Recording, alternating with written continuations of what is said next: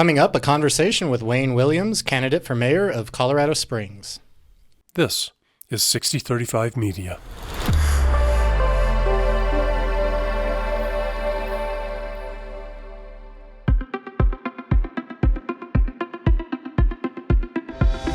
Casting an informed vote is your right and your duty as a citizen. I'm Brian Grossman, executive editor of Sixty35. And I'm Shelley Roars, spokesperson for the League of Women Voters of the Pikes Peak Region. We're teaming up to bring you conversations with the candidates in the April 2023 Colorado Springs city election. So this interview is both an episode of the new 6035 Vote podcast and the League's Making Democracy Work podcast. So let's get to it. So welcome, Wayne. Thanks for being here with us today. Why don't you tell our listeners and our viewers a little bit about yourself and why you're running? Okay. My name is Wayne Williams. I have lived in Colorado Springs for a little over 30 years. My wife and I chose to make this our home because we fell in love with Colorado Springs when I had a job offer. I'd never been here before that job offer. I came out, fell in love with it, and got involved really quickly. About 2 years after I moved here, Mayor Bob Isaac asked me to serve on the Colorado Springs Housing Authority Board, and that began a series of volunteer and other positions within the government. And also with nonprofits and trying to make things better. I'm running for mayor because I want to continue the progress we've made as a city in the last 8 years. I want us to continue to go forward, and I'm excited about the opportunities here in Colorado Springs. Thank you, sir. Thanks. All right. Let's get into some specifics. Sure. And you won't be a stranger to this first one. It has to do with water and development, annexation, the whole thing. What's your stand on the 128% water rule for extending water and other utilities to flagpole annexed developments?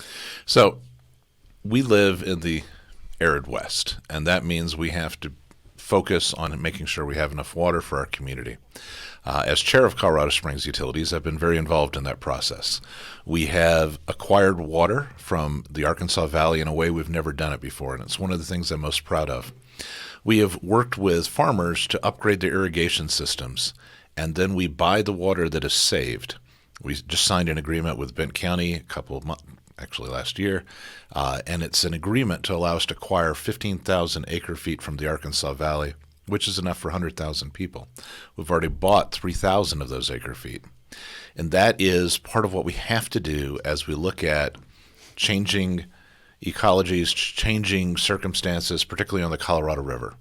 70% of Colorado Springs Utilities water comes out of the Colorado when you count reuse. That means we have to be aware of what's going on. And when you see Lake Powell and Lake Mead, you can't sit there unrealistically saying, well, there'll always be enough water.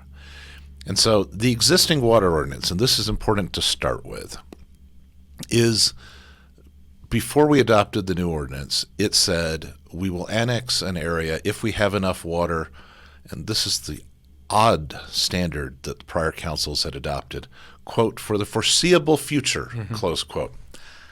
I don't know what that means. I challenge anyone to say what that means, but what it results in is a very arbitrary and changing standard depending on whether someone is feeling good that day, maybe whether it rained, and that's not a standard that we should have. And so I was one of those who helped lead the fight to adopt a specific standard that is actually something people can follow. And so what we've said is the recommendation from our professional staff at Colorado Springs Utilities was 130%. We had adopted a compromise that was at 128%. I voted for it, so I absolutely support it. It is absolutely critical that we have a buffer. And let me talk about two reasons why you need to have that buffer. One of those is we don't know what the future holds on the Colorado. It could be less. It could be, I guess you could myopically think it will always be there, will always generate plenty of water, but I don't see the evidence to back up that view, and so we have to prepare for the possibility that we may have curtailments of our water supply on the Colorado. The other thing you have to recognize is that it takes time to acquire water rights and to get those water rights perfected, and so it's not like you can turn around one day and say, oh, someone wants to build a new house, let's go buy some water, and so we have it here. It is, in some case, more than a decade-long process to acquire this sufficient water rights. We have built a delivery system, Southern Delivery, But that's only as effective as the water that goes into it. And so we have to make sure that we have that water. I think it absolutely made sure to define that buffer. Our first priority must be to protect the citizens, property owners here in Colorado Springs. As we look at potential annexations, as we acquire additional water, as we've been engaged in doing, it is appropriate to look at that. But our first priority has to be with our residents here. In terms of how remote a site, there's kind of three levels of what is desirable in terms of annexation. First is an enclave, right, where the city already surrounds it or basically surrounds it. And there are some of those that we've been engaged in. Area kind of northeast of Academy and Austin Bluffs. In that area, we've acquired and we've annex some properties there. Again, always with the consent of the property owner. I emphasize that. Not interested in any way, shape, or form in a forcible annexation. Mm-hmm. Second category are properties that are adjacent to the city, where it's a logical extension of services. And then the third category, which some of these fall in, is something that is remote to the city, in some cases several miles away. That poses additional challenges in terms of utility lines, in terms of ongoing law enforcement. Mm-hmm. As the police are driving through 2 miles of unincorporated land, that's less time on the city patrolled roads. And so we have to look at that with a little bit different lens. There may be times when it still might be appropriate. I'll give you an example. I think the north entrance to the Air Force Academy, which we did an annexation for, so that we have a new visitor center for our community, helping our tourism industry and helping the Air Force Academy by putting the visitor center outside the security gate as opposed to inside the security gate. We did an annexation, and it was via a small road. Mm-hmm. But that made sense for a specific purpose. There are others. And in fact, the ordinance that was adopted actually has those exceptions built in. Has an exception for enclaves, but it also has an exception if there are specific reasons, some benefit to the city. So as we look at it, maybe an argument someone might make is this will provide affordable housing for our enlisted personnel. And so they can come forward and make that argument. So they're not precluded from doing that, but I do think there are different standards as to what we're looking for.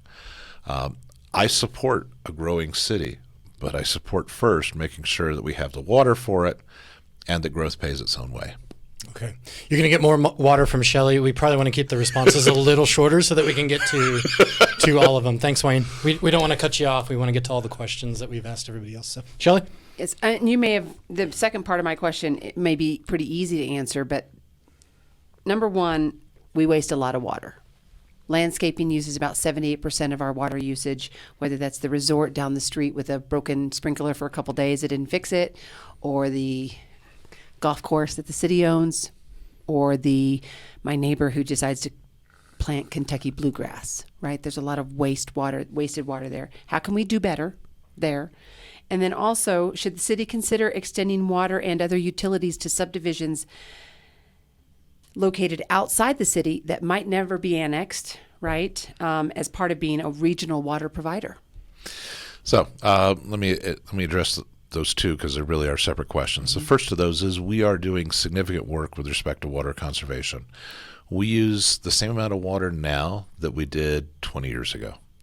And if you look at more than 100,000 people in our community during that time, we have reduced our per capita water use consumption by a significant amount, and actually by, in many cases, much more than some of our colleagues. We've also, though, as we adopted the new zoning code for Colorado Springs, provided that in new areas that the amount of that bluegrass you were referring to is limited. And so this is the first time we've adopted formal limits that are requirements in the zoning code. We've done that with respect to new development. I am not interested in, would prefer to avoid forcibly ripping off or ripping out somebody's bluegrass. That's not what I want to do. And we rejected that as an alternative. But when we look at new development, it very much is appropriate to say, okay, in new development, we're going to say your water usage needs to be significantly better. So we do work with respect to conservation. With respect to some of the other things, we are trying to use non-potable water, so reuse water, for a golf course or other uses, and we've done that. And that is important. We have the right to use some of this water to extinction, and so I'd rather not be using first-use water on the golf course. I'd rather be first use in my tap, and then afterwards that reuse can often be appropriate with respect to some of the outdoor uses. You are right. Most of the water is used outdoors. Most of the water in the state is used for agriculture, which again is exclusively an outdoor use. But there are more efficient ways of irrigating agriculture. That's part of what I was just talking about.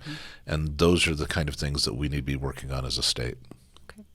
And then that second part was, what about the city considering extending water and other utilities to subdivisions located outside city limits that might never be annexed, but as part of being a regional water provider? So there are a number of ways that we serve as a regional water provider. One of those is what's called CTD, or we convey, treat, and deliver someone else's water. So a water district, and we've got at least one of these in the northern part of the county, acquires water in the Arkansas Valley or somewhere else, and then we convey that through the Southern Delivery System or one of our other pipelines when we have the excess capacity. That makes a lot of sense for us because what we do is we amortize the cost of that infrastructure over a greater group of people, which reduces, frankly, the cost on our ratepayers, which is an important consideration. In terms of actually taking the water that we own, when we have excess, that might make some sense. Right now, we have to look at any of those very skeptically and with concern. And so we know we have enough water for the next few years. And so short-term agreements to help an entity through a particular process, if, for example, groundwater is contaminated, as has happened before, that might be in a very appropriate time. Long-term or permanent commitments are a little, I am hesitant about. There may be appropriate circumstances, but it'd be very fact-dependent. Okay, thank you. Go ahead. Wayne, could you explain where you stand on accessory dwelling units in residential areas, single-family residential areas? So our new zoning code that we did adopt has specific zoning that permits accessory dwelling units, allowing people to make the choice to move into a type of community or a residential area that allows accessory dwelling units. With respect to existing single-family zoning, for most people, their largest investment they make is their home. And so making sure that we protect those property values and those investments is part of the zoning code. So what we have done is, after an extensive series of public hearings, public input, is adopted what I think is a middle road, where if it's an integrated accessory dwelling unit, meaning it's part of the house, we have a different standard than if it's a detached. And so there are circumstances in which an integrated accessory dwelling unit is appropriate. I think of circumstances where someone may have a family member that wants to stay with them, but also wants some independence. And we've got a process now at the city where that can be accomplished. But in terms of wholesale restructuring all of our single-family zone to a duplex zone, that's not something that we chose to do. It's not something I would favor. Okay, thank you. Shelley? Yes, sir. Also a housing question. How do you plan to address our city's affordable housing issues? Well, as I mentioned, I got my start when Bob Isaac asked me to serve on the Colorado Springs Housing Authority Board. We've done a number of different things, both there and on City Council. One of the things we did when I was on the Housing Authority Board, we had a project, an apartment unit called Creekside at Norwood that was built in conjunction with Peterson Air Force Base so that our enlisted personnel had choices for where they lived when they were off base. On City Council, we've addressed it very strongly in a couple ways. One of those is to make, for affordable and attainable housing, a sliding scale of a sales tax exemption. And so we have a sales tax rebate. And what folks may not realize is that right now on homes generally, there's a sales tax collected. And so if, as one of our folks was saying who was building some affordable housing, the lumber package is $100,000. The sales tax on that, when you add in all of the state, city, and county, is another $8,000. And so by eliminating the city portion, we have helped make that more affordable.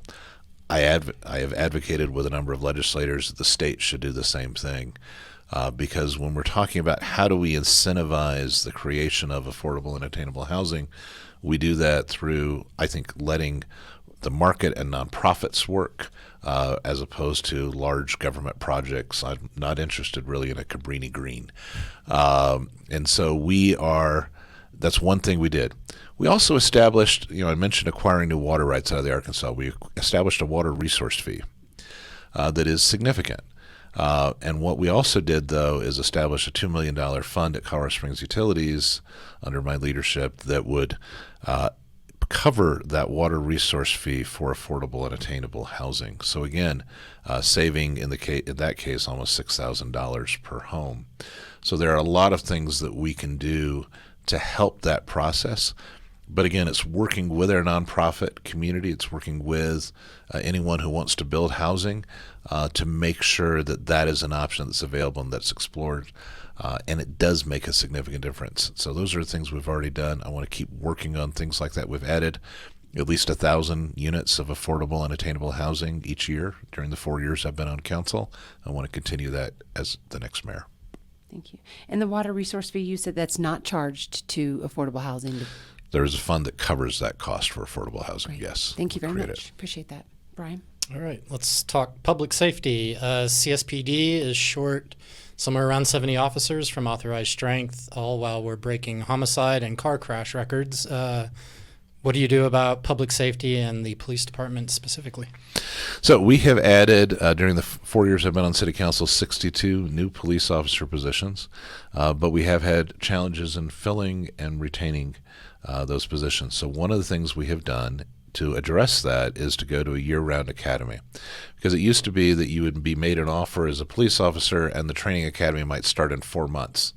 Well, in this economy, hoping that someone is still available to come to work 4 months later is not the best decision. And so we have become more nimble. We need to continue to do that. We should never lower the standards that we have, because it's important we are trusting these individuals with our lives and safety. I serve as an appointee of Governor Jared Polis on the Peace Officer Standard Training Board.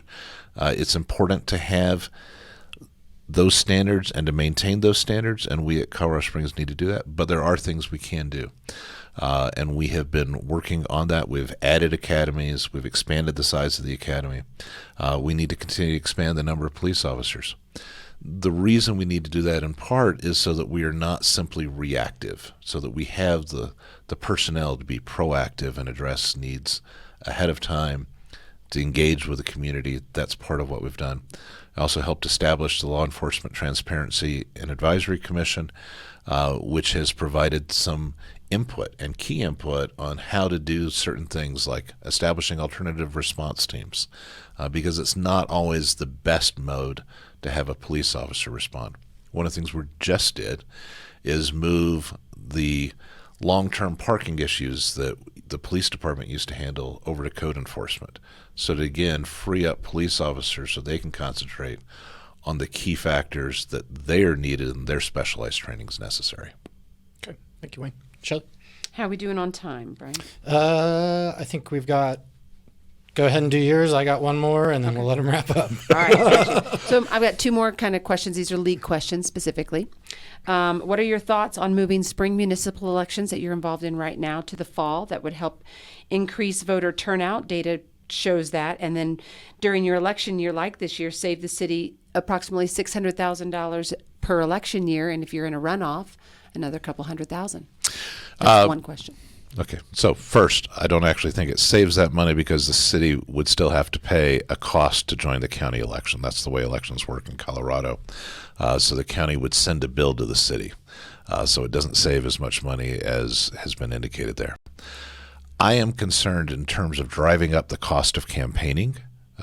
It prices people out when you are competing to buy TV and radio time with national candidates and multi-million-dollar Senate campaigns and presidential campaigns. And so you make it much harder for people to get information about the mayor's race, about city council race, because it gets lost in the noise.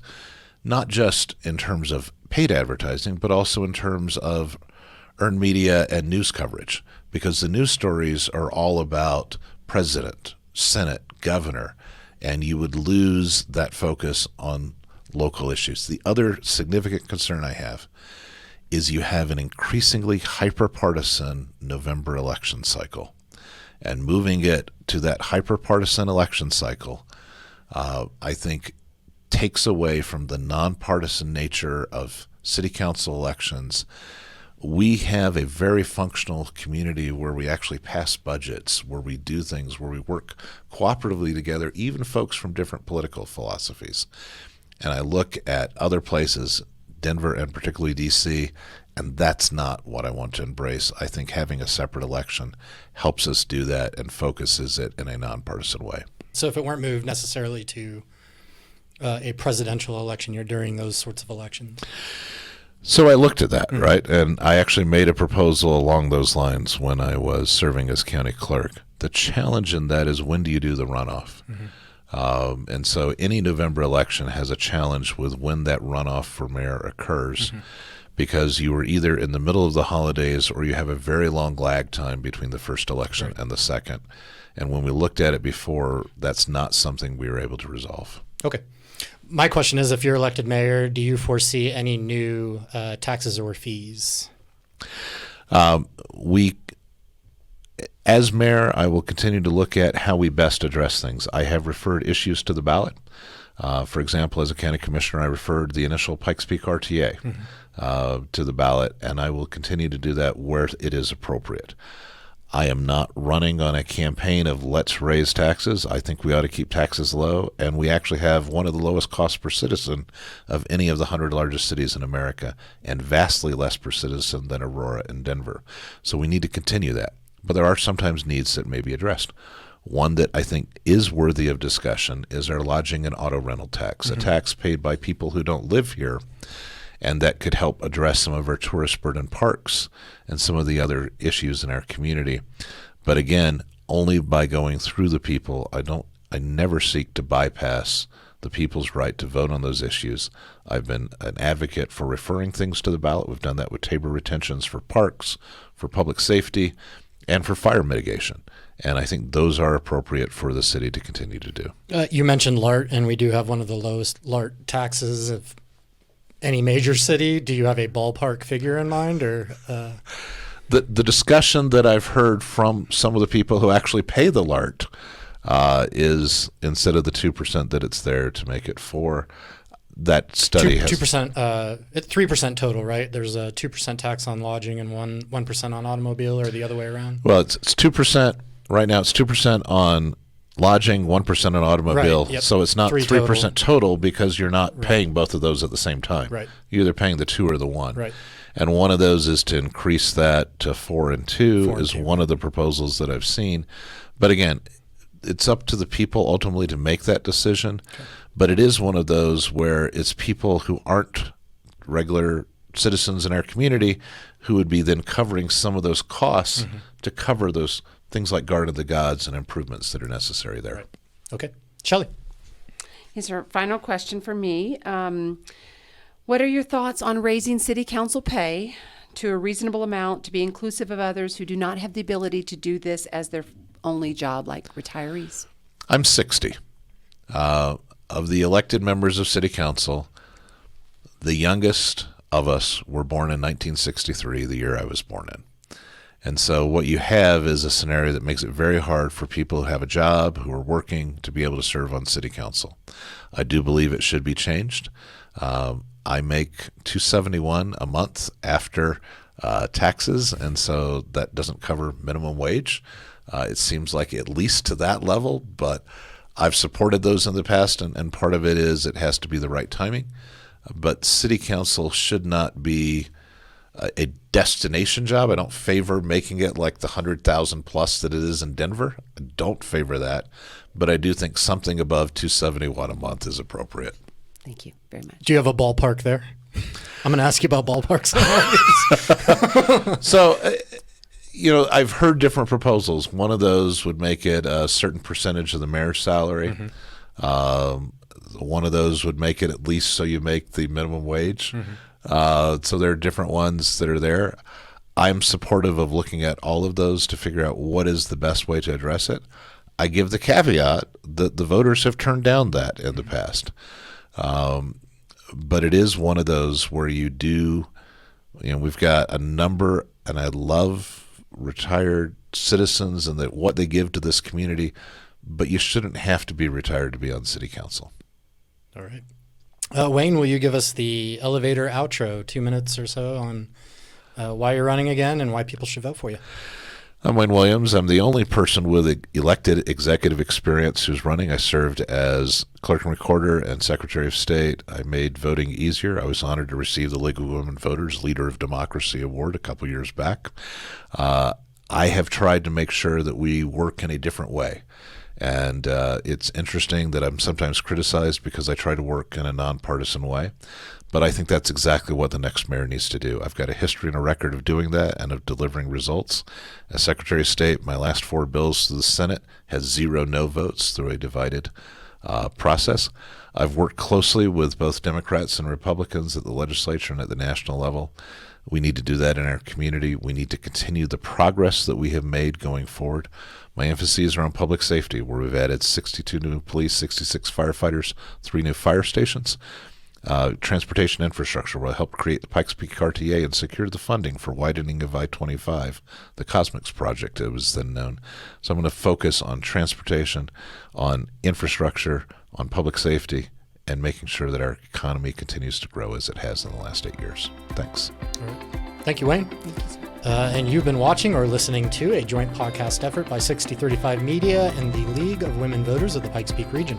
Be sure to follow Making Democracy Work and check out lwvppr.org for more information regarding our candidate forums in March. And keep checking in with Sixty35 Vote to make sure your vote is an informed one.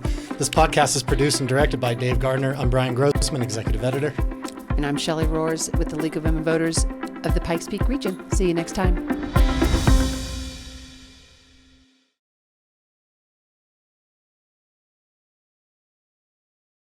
Hi, I'm Dave Gardner. And I'm Nick Raven. We're the podcast producers here at Sixty35 Media. 6035 Vote is just one of a growing family of hyperlocal podcasts that we're creating. And these are for you, someone who wants to engage fully in your community. We've got the 6035, which is a quick, lively recap of the top news stories of the week. It's my favorite. It's really great and often funny. I love having you as a guest, actually. I do too. And then we have Hot Takes and Streaming Breaks, which is a potpourri of news and commentary about movies, gaming, TV, streaming, and just so much more. It's for the youthful at heart, and, that could be anyone, really. Yeah, I'm surprised I even really enjoy it because Nick hosts that, and he's witty. Well, and the cool thing is that you can watch both of these podcasts on YouTube. Or you can listen to them on the go in your favorite podcast app. And there's a couple more, but you can also visit 6035media.org/podcast to see them, browse them, sample them. And then subscribe to the ones that you like. And then subscribe to this YouTube channel. Yeah. And if you really love it all, like we do, you can just subscribe to the 6035 Podcast Network podcast, which is a conglomeration of all the episodes, all the brilliance and humor that emanates from the studio. Absolutely. And there's a lot of it. So like and subscribe today and go listen to them all or watch them. What he said. Good. Thanks. Got it? That wasn't so painful.